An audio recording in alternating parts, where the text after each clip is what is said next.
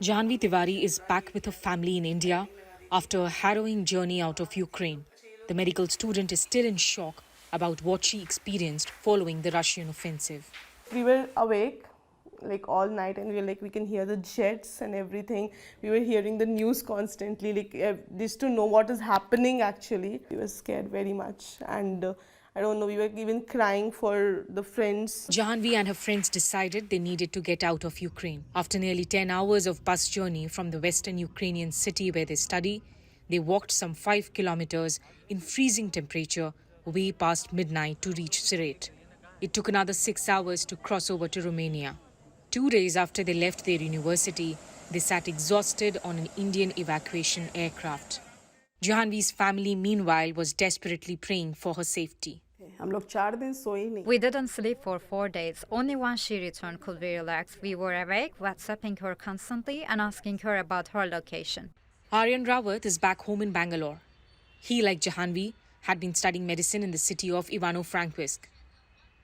3 days after witnessing shelling and bombing at the city's airport, he walked for hours to reach Romania. But his biggest challenge was crossing the border as crowds of thousands waited in the cold, some for days. My stop there was like around 24 or 26 hours there. And in those 24 to 26 hours, we saw 2 times snowfall. We saw a snowstorm being formed 2 times. And then also they were not caring about us. Prolonged standing there, like we were getting cold feet, we were getting cold heads, and some of the students were starting to faint. It was pain, nightmare, hell experience at one time. And it is like that moment of your life that you don't want to repeat again. Both Aryan and Jahanvi don't know how they will be able to continue their studies, but are grateful to be back home.